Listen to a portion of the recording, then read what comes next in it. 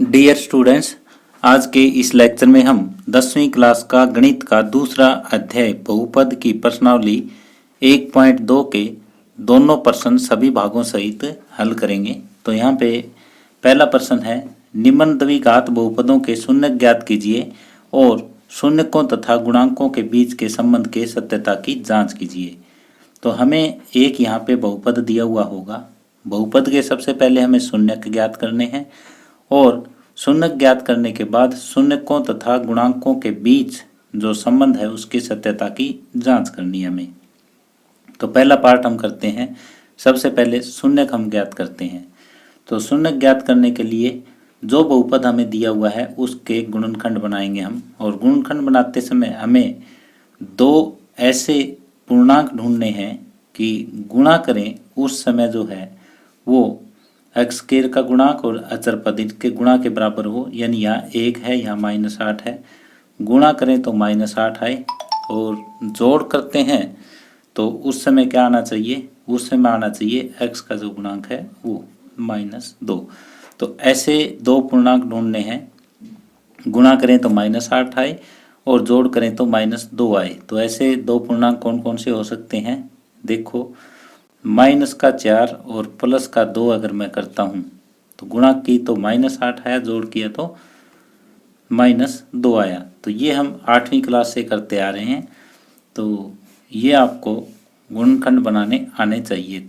अगर नहीं भी आते तो मैंने ये दोबारा आपको बता दिया और हर एक प्रश्न में इसी तरह से आगे बताता चलूँगा। तो जो बीच का ये पद है -2, इसको लिखना है -4x + 2x, -4x + 2x -8। अब इन दोनों में से x कॉमन आ गया, x -4 + 2 इन दोनों में कॉमन आ गया x -4। अगर यहाँ आपकी दोनों ब्रैकेट एक जैसी है तो यहाँ तक आपका सवाल ठीक है, नहीं तो सवाल ठीक नहीं है। तो अब ये कॉमन ले लेंगे x -4 और दूसरी ब्रैकेट में बच जाएगा या तो x या +2। अब हमें ज्ञात करने हैं शून्यक। तो शून्यक के लिए जो गुणनखंड आया है, एक गुणनखंड ये, एक ये, दोनों को हम 0 रखेंगे। x -4 = 0 और x + 2 = 0। तो x = 4 और x = -2, ये हमारे शून्यक। तो यहाँ बहुपद के शून्यक जो है 4 तथा -2 है। अब तक हमारा इस क्वेश्चन का एक पार्ट हुआ है, कौन सा, कि जो बहुपद हमें दिया हुआ है उसका शून्यक ज्ञात करना था। तो शून्यक हम इस तरीके से ज्ञात करेंगे, पहले गुणनखंड बनाओ और गुणनखंड को 0 के इक्वल रख दो, तो हमारे पास शून्यक आ जाएंगे। अब हमें करनी है जांच। किस बात की जांच करनी है, शून्यकों और गुणांकों के बीच के संबंध की। तो यहाँ पे शून्यकों का योग करेंगे। सबसे पहले शून्यकों का योग, एक शून्यक तो 4 है और दूसरा -2 है। तो यहाँ शून्यकों का जो योग होगा वो हो जाएगा, 4 में से 2 जाएंगे 2 और इनको लिख सकते हैं हम 2/1। तो 2 यहाँ देखो क्या है, -2x का गुणांक है, तो यहाँ पे -x का इसको गुणांक लिखेंगे और बटे 1 क्या है, 1 है x² का गुणांक। तो यहाँ जो आता है वो दिए गए बहुपद में हमें देखना है कि ये ऊपर वाला हमेशा -x का गुणांक होगा और नीचे वाला जो है वो x² का गुणांक होगा। अब शून्यकों का गुणनफल, शून्यकों का जो गुणनफल है वो आ जाएगा 4 × -2 -8। तो इसको हम -8/1 लिख सकते हैं। तो -8 है अचर पद बटे 1 क्या है, 1 है x² का गुणांक, जो x² के साथ है, x² का गुणांक। तो इस तरह से ये प्रश्न हमने कंप्लीट किया है। तो एक बार मैं इसको रिपीट कर रहा हूँ। सबसे पहले आपको क्या करना है, शून्यक ज्ञात करने हैं। शून्यक आने के बाद हमें जांच करनी है, शून्यकों का योग जो है वो हमेशा किसके बराबर आएगा, -x का गुणांक बटे x² के गुणांक के बराबर आएगा। और शून्यकों का जो गुणनफल है वो अचर पद बटे एक्स स्क्वायर का गुणांक के बराबर आएगा। अगर नहीं आता तो कहीं ना कहीं हमने मिस्टेक की है और हमें क्वेश्चन दोबारा से चेक करना पड़ेगा। अब हम सेकंड पार्ट की तरफ बढ़ते हैं। अब हमें दूसरा पार्ट मिला है 4s² माइनस 4s प्लस 1। तो यहाँ सबसे पहले इस बहुपद के हमें शून्य ज्ञात करने हैं, फिर शून्यकों तथा गुणांकों के बीच संबंध की सत्यता की जांच करनी है। तो सबसे पहला काम ये है कि शून्य ज्ञात करने वाला। शून्य ज्ञात करने के लिए हमें इसके गुणनखंड बनाने पड़ेंगे। गुणनखंड कैसे बनेंगे? हमें मध्य जो पद है इसको डिवाइड करना पड़ेगा दो भागों में। और कैसे कर सकते हैं? हमें ऐसे दो पूर्णांक ढूंढने हैं जब उन दोनों की गुणा करें तो 4 गुणा 1 4 आए, और उन दोनों का जब जोड़ करें तो वो -4 आए। ये s का जो गुणांक है वो आए। तो यहाँ ढूंढो कोई दो पूर्णांक, गुणा करें तो 4 आए और जोड़ करें तो -4 आए। तो वो -2 और -2 है। अगर आपने गुणा किया तो प्लस का 4 आएगा, जोड़ोगे तो -4 आएगा। तो इसको हम क्या लिख सकते हैं? 4s² माइनस 4s तोड़ना है हमें किसमें? -2s में। तो -2s प्लस 1, इन दोनों में 2s कॉमन, यहाँ बच जाएगा 2s माइनस 1, यहाँ पे -1 कॉमन, 2s माइनस 1। तो ये दोनों ब्रैकेट हमारी यहाँ तक अगर सेम आ गई तो यहाँ तक क्वेश्चन हमारा जो है वो ठीक है। ये कॉमन ले लेंगे 2s माइनस 1, और यहाँ पे बच जाएगा 2s और यहाँ पे बच गया -1। अब हमें ज्ञात करने हैं शून्यक। तो शून्यक के लिए क्या करना है? इनको 0 के बराबर रखना है। शून्यक के लिए हम क्या करेंगे? 2s माइनस 1 बराबर 0, 2s माइनस 1 बराबर 0। तो s बराबर यहाँ से आ जाएगा आपका 1/2, और यहाँ से भी s बराबर 1/2। तो यहाँ बहुपद के जो शून्यक है वो 1/2 और 1/2 आ जाएंगे। यहाँ बहुपद के शून्यक 1/2 तथा 1/2 है। तो यहाँ तक हमने क्या ज्ञात किया? शून्य ज्ञात किए। पहले जो दिया गया बहुपद था उसके गुणनखंड किए, गुणनखंड को हमने 0 0 के बराबर रख दिया, जो भी गुणनखंड आए उनको। तो हमारे पास s की वैल्यूज आ गई, यानी ये शून्य आ गई। अब हमें करनी है जांच। जांच में शून्यकों का योग, दोनों शून्यकों का योग करो। 1/2 प्लस 1/2 ये आ जाएगा 1। इसको लिख सकता हूँ 1/1। तो ये देखो, मुझे यहाँ चाहिए 4, ऊपर भी 4 चाहिए, नीचे भी 4 चाहिए। तो इसको 4 से हम गुणा कर देते हैं। तो अब ये देखो 4 ऊपर वाला क्या है?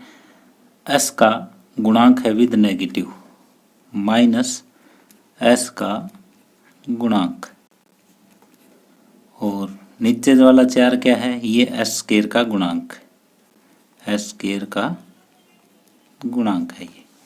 तो आपको ऐसे भी करना पड़ सकता है कि s के गुणांक और s² के गुणांक का बराबर करने के लिए हमें ऊपर नीचे एक जैसी कोई संख्या से गुणा भी करनी पड़ सकती है।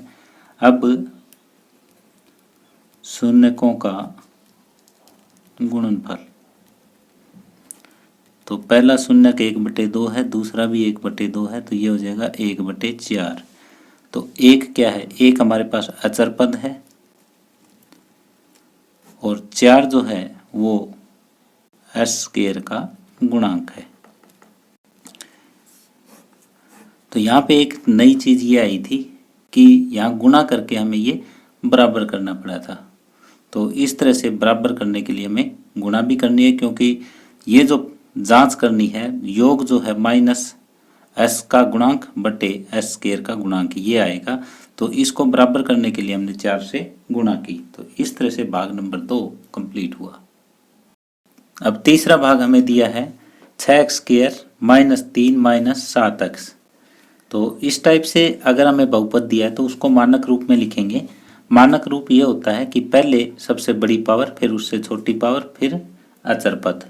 तो यहाँ मानक रूप ये हो गया। इसको हम ऐसे भी लिख सकते हैं, पहले x² वाली पावर, फिर x की पावर 1 और फिर -3। इसको इस तरह से भी लिखा जा सकता है। अब हमें गुणनखंड करने, इसके गुणा करें तो -18 आए। दो ऐसे पूर्णांक ढूंढने हैं, गुणा करें तो ये 6 और -3 की गुणा -18 आए, जोड़ करें तो -7 आए। तो ऐसे दो अक्षर ढूंढो। तो क्या -9 और +2 ऐसा है? गुणा करें तो -18, जोड़ करें तो -7, बिल्कुल ऐसा है। तो इसको देखो कैसे करें। ये हो जाएगा 6x², इस 7x को लिखेंगे -9x + 2x -3। तो इन दोनों में से 3x कॉमन, तो ये हो जाएगा 2x -3 और प्लस यहाँ से एक कॉमन 2x -3। तो ये दोनों ब्रैकेट यहाँ तक सेम आ गई, तो इसका मतलब यहाँ तक हमारा क्वेश्चन जो है वो ठीक है। तो इस ब्रैकेट को हम कॉमन ले लेंगे, इधर बच जाएगा 3x और इधर बचेगा 1। अब शून्यक हमें ज्ञात करना है। शून्यक के लिए जो ये गुणनखंड आए हैं इनको हम 0 लिखेंगे। 2x - 3 बराबर 0 और 3x + 1 बराबर 0। 2x बराबर 3, x बराबर 3/2। अब यहाँ से 3x बराबर -1, x बराबर -1/3। तो एक शून्यक ये आया, एक शून्यक ये आया। तो दिए गए बहुपद के शून्यक, दिए गए बहुपद के शून्यक जो होंगे वो होंगे 3/2 तथा -1/3। तो पहला पार्ट तो यही था कि हमें शून्य ज्ञात करने थे। शून्य के लिए सबसे पहले हमने गुणनखंड किए, गुणनखंड को 0 लिख दिया। अब जांच करनी है किस बात की? गुणांकों तथा शून्यकों के बीच के संबंध की। तो यहाँ शून्यकों का योग, शून्यकों का योग कितना हो जाएगा? 3/2 में -1/3 जोड़ेंगे, लघुत्तम 6 आया। 9 - 2 ये हो जाएगा 7/6। 7 देखो यहाँ क्या है? -x का गुणांक है। यहाँ लिखो -x का गुणांक बटे 6 क्या है? 6 x² का गुणांक है, x² का गुणांक। तो हमेशा यही आएगा। अब शून्यकों का गुणनफल, शून्यकों का गुणनफल क्या होगा? 3/2 की -1/3 से गुणा, ऊपर की गुणा हो जाएगी -3 और नीचे की गुणा हो जाएगी 6। तो -3 यहाँ पे अचर पद है और ये 6 जो है वो क्या है? वो x² का गुणांक है। अगर जांच में शून्यकों का योग -x का गुणांक बटे x² का गुणांक आ जाए और शून्यकों का गुणनफल जो है अचर पद बटे x² का गुणांक आ जाए तो हमारी जांच जो है वो सफल हो जाती है। और इस तरह से प्रश्न नंबर 1 का भाग 3 कंप्लीट हुआ। आगे भाग 6 में जो बहुपद दिया है वो है 4u² + 8u। तो इसके गुणनखंड बनाने बहुत ही आसान है। 4u यहाँ से कॉमन आ जाएगा, तो यहाँ पे बच जाएगा u और यहाँ पे बच जाएगा 2। अब हमें ज्ञात करने हैं शून्यक। शून्यक ज्ञात के लिए जो गुणनखंड आए हैं उनको हम क्या करेंगे? 0 के बराबर। तो u बराबर 0 हो जाएगा और u + 2 बराबर 0 हो जाएगा। तो एक तो u बराबर 0 आ ही गया और एक u बराबर -2। तो यहाँ बहुपद के जो शून्यक है 0 और -2 है। दिए गए बहुपद के शून्यक एक तो 0 है, एक -2 है। अब केवल हमें जांच करनी है। पहले गुणनखंड बनाए, गुणनखंडों को 0 लिख दिया तो शून्यक आ गए, तो एक पार्ट तो हो गया। अब जांच करनी है शून्यकों का योग।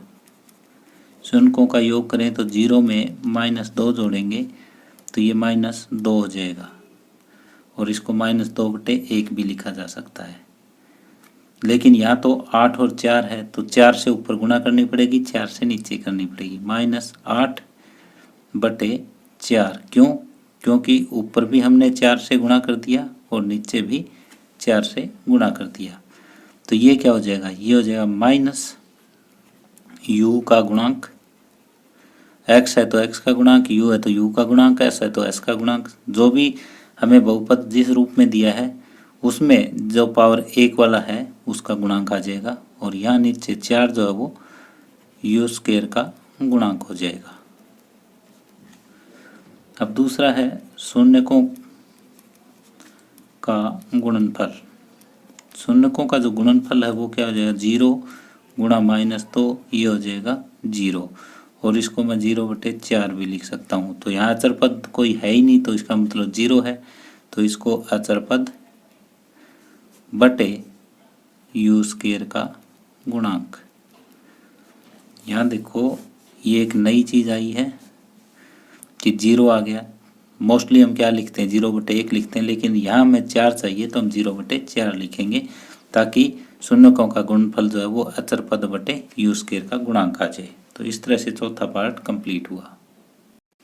अब पांचवा भाग है टी स्क्वायर माइनस 15। तो इसको हम ये लिख सकते हैं टी स्क्वायर माइनस वर्गमूल 15 का वर्ग। क्यों? क्योंकि हमारे पास फार्मूला है ए स्क्वायर माइनस बी स्क्वायर बराबर एक ब्रैकेट में ए प्लस बी, एक में ए माइनस बी। गुणनखंड करने का ये तरीका होगा हमारे पास। तो ये एक ब्रैकेट में टी प्लस √15 आ जाएगा और एक में टी माइनस √15 आ जाएगा। अब शून्य के लिए हम क्या करेंगे? शून्यकों के लिए जो गुणनखंड है उनको 0 लिखेंगे। टी प्लस √15 को 0 लिखा, टी माइनस √15 को 0 लिखा, तो टी बराबर माइनस √15 हो जाएंगे और टी बराबर √15 होगा। तो यहाँ शून्य कौन होंगे? दिए गए बहुपद के शून्यक जो होंगे वो ये होंगे √15 तथा माइनस √15। तो यहाँ तक हमने शून्यक तो ज्ञात कर लिए। शून्यक कैसे? पहले हमने गुणनखंड बनाए, गुणनखंडों को 0 रख दिया तो हमारे पास शून्यक आ गए। अब करेंगे जांच। जांच में क्या है? हम शून्यकों का योग देखेंगे। पहले शून्यकों का योग क्या होगा? √15 प्लस में माइनस √15। √15 में से √15 जाएंगे 0, और इसको लिख सकते हैं हम 0/1। अब यहाँ देखो टी वाला पद है ही नहीं, टी वाला पद नहीं है तो यहाँ पे भी 0 है, तो इसको हम ये लिख सकते हैं माइनस टी का गुणांक बटे एक कौन है? एक है वो टी स्क्वायर का गुणांक है, बटे टी स्क्वायर का गुणांक। अब दोबारा हमें करना है शून्यकों का गुणनफल। तो गुणनफल क्या हो जाएगा? √15 को माइनस √15 से गुणा करो तो ये माइनस कितना होगा? 15। इसको लिख सकते हैं -15/1। तो यहाँ -15 जो है वो अचर पद है और नीचे जो है वो आ जाएगा टी स्क्वायर का गुणांक। तो शून्यकों का योग हमेशा इसी के बराबर आता है। शून्यकों का गुणनफल अगर इसके बराबर आता है तो हम कहेंगे कि जो इसके शून्यक हैं और गुणांक है उनके बीच का जो संबंध है वो सत्य है। तो इस तरह से भाग नंबर 5 कंप्लीट हुआ। अब छठा भाग हमें मिला है 3x² माइनस x माइनस 4। तो इसके सबसे पहले हमें शून्य ज्ञात करने हैं और फिर सत्यता की जांच करनी है शून्यकों और गुणांकों के बीच के संबंध की। तो पहले शून्य ज्ञात करेंगे, इसके फैक्टर बनाएंगे। तो दो ऐसे पूर्णांक ढूंढने हैं जब गुणा करें तो 3 चौके 12 विद नेगेटिव साइन आए और जोड़ करें तो -1 आए। तो ये देखो -4 और प्लस का 3 अगर हम लेते हैं तो इन दोनों की गुणा करो तो -12 है, जोड़ करो तो -1 है। तो मध्य पद को हम इस हिसाब से तोड़ देंगे। 3x² minus 4x plus 3x minus 4। तो यहाँ हम x कॉमन लेते हैं, 3x माइनस 4 आ जाएगा प्लस में यहाँ एक कॉमन लेते हैं, 3x माइनस 4 आ जाएगा। तो अगर ये दोनों ब्रैकेट यहाँ तक बराबर है तो इसका मतलब दोनों यहाँ तक हमारा क्वेश्चन ठीक है। इसको कॉमन ले लो, 3x माइनस 4 और यहाँ रह जाएगा x प्लस 1। अब हमें शून्यों के लिए करना है, जो हमारे गुणनखंड आए उनको 0 रखना है। तो ये जैसे 3x माइनस 4 बराबर 0 हो जाएगा और 1 हो जाएगा x प्लस 1 बराबर 0। तो यहाँ से 3x बराबर 4 और x बराबर जो है वो 4/3 हो जाएगा। यहाँ से अगर हम देखते हैं तो x बराबर -1। तो एक तो शून्य का आया 4/3 और दूसरा आया -1, अतः दिए गए बहुपद के जो शून्य का है वो 4/3 और -1 है। अब शून्य तो हमने ज्ञात कर दिए, अब हमें जांच करनी है। जांच किस बात की? जो शून्यक है और गुणांकों के बीच के संबंध के सत्यता की जांच हमें करनी है। तो पहले शून्यकों का योग हम देखेंगे किसके बराबर है। 4/3 -1 तो ये हो जाएगा 1/3। तो ये -x का गुणांक बटे x स्क्वायर का गुणांक। 3 जो है वो x स्क्वायर का गुणांक है और 1 जो है वो -x का गुणांक है। अब शून्यकों का गुणनफल देखो। शून्यकों का गुणनफल जो है वो ऐसे हो जाएगा 4/3 की गुणा -1 के साथ, यानी -4/3। -4 है वो अचर पद है, 3 है वो x स्क्वायर का गुणांक है। तो ये होगा अचर पद बटे x स्क्वायर का गुणांक।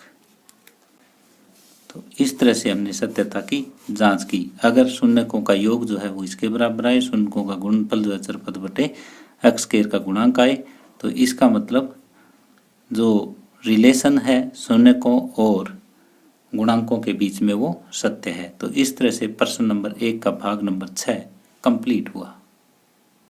अब प्रश्न नंबर 2 है, एक द्विघात बहुपद ज्ञात कीजिए जिसके शून्यकों का योग तथा गुणनफल क्रमशः दी गई संख्याएं हैं। योग है वो 1/4 है, गुणनफल है वो -1 है। तो ऐसा द्विघात बहुपद हमें मानना पड़ेगा कि माना द्विघात बहुपद ax square plus bx plus c है तथा इसके शून्यक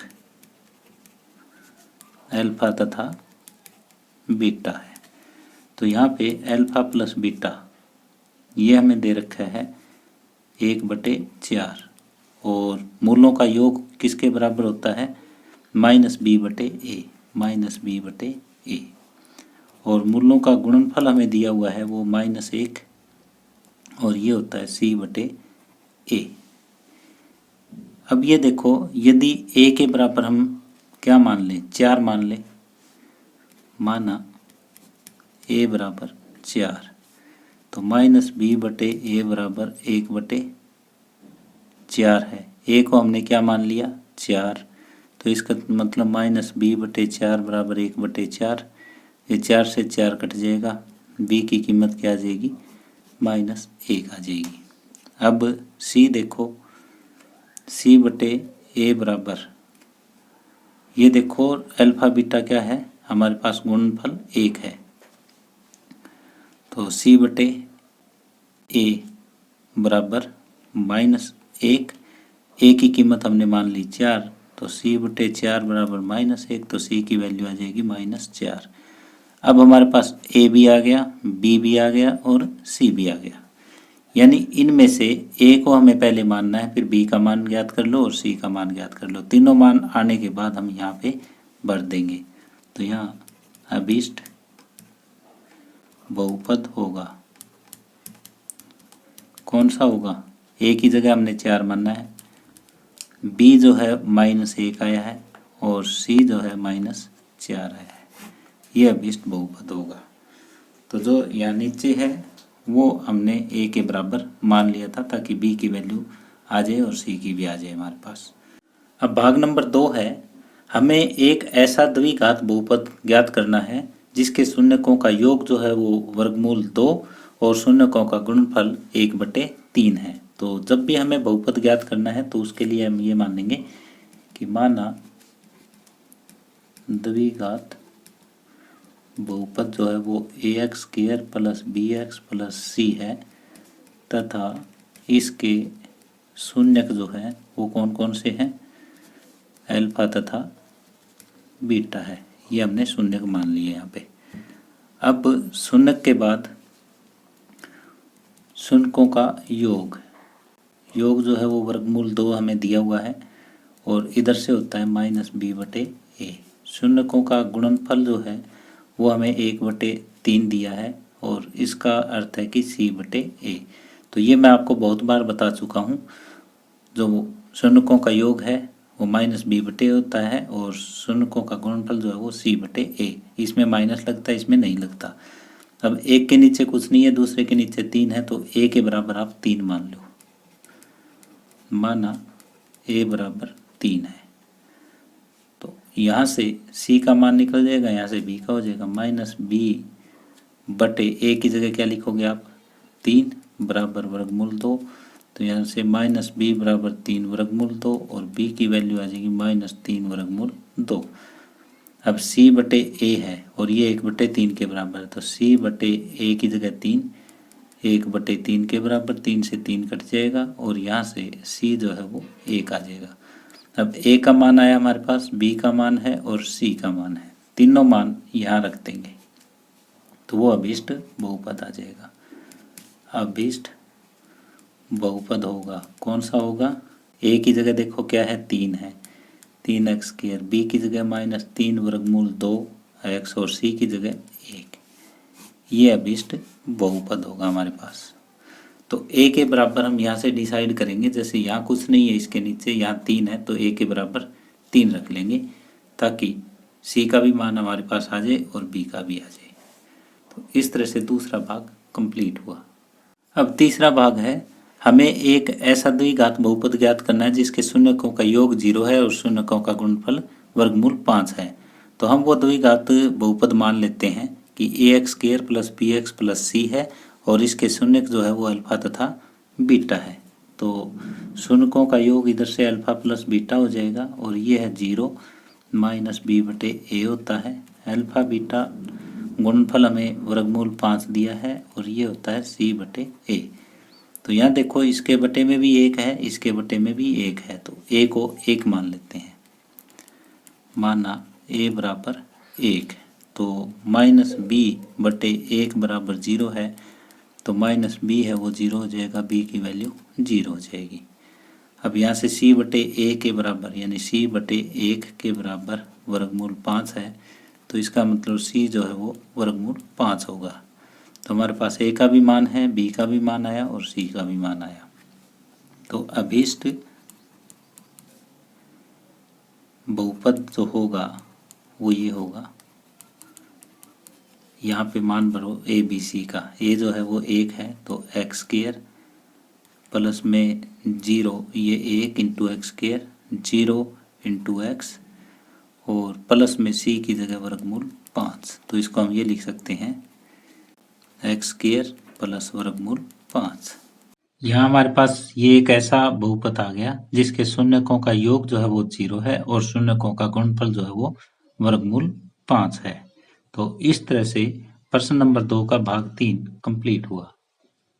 अब हमें एक ऐसा द्विघात बहुपद ज्ञात करना है जिसके शून्यकों का योग भी 1 है और शून्यकों का गुणनफल भी 1 है। तो हम मान लेते हैं कि वो द्विघात बहुपद ax² plus bx plus c है और इसके शून्यक जो है वो अल्फा तथा बीटा है।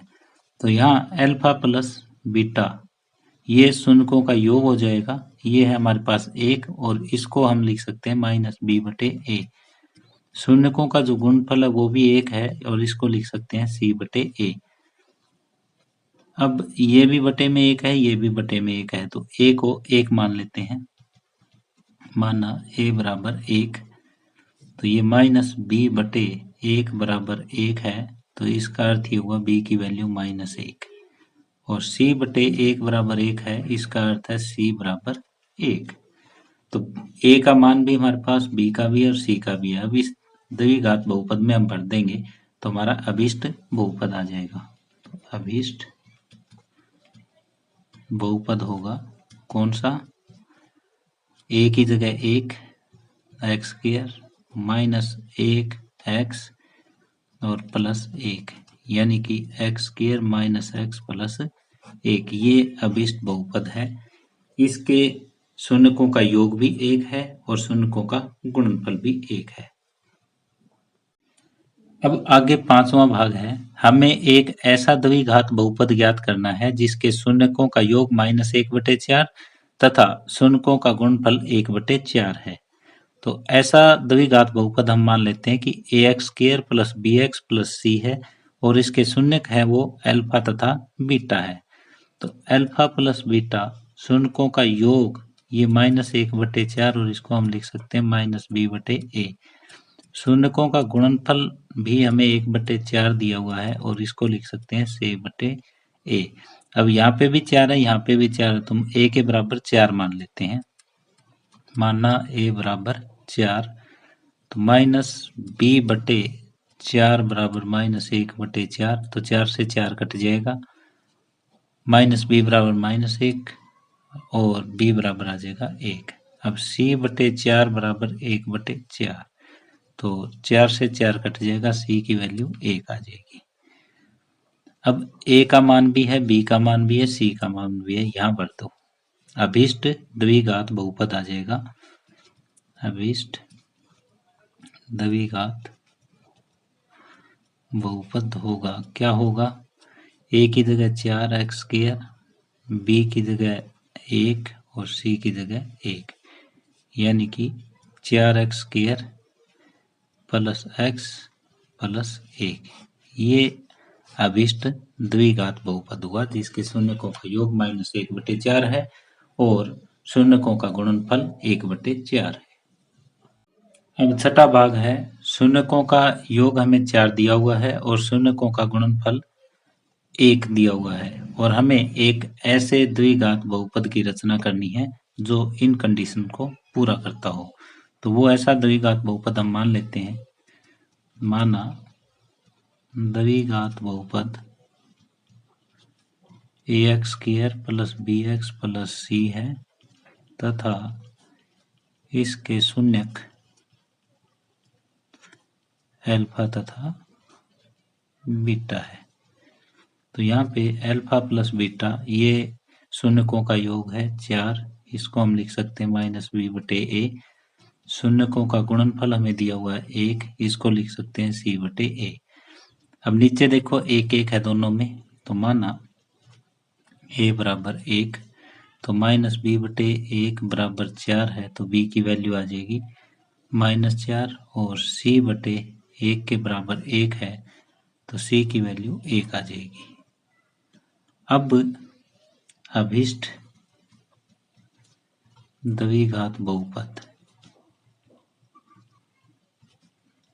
क्या होगा, वो ये होगा ax², a b और c के मान यहाँ भरेंगे हम, 1 x² माइनस 4x और प्लस में 1, यानी इसको इस टाइप से लिख सकते हैं कि x² माइनस 4x प्लस 1, ये अभिष्ट द्विघात बहुपद होगा जिसके शून्यकों का योग तो 4 है और शून्यकों का गुणनफल 1 है।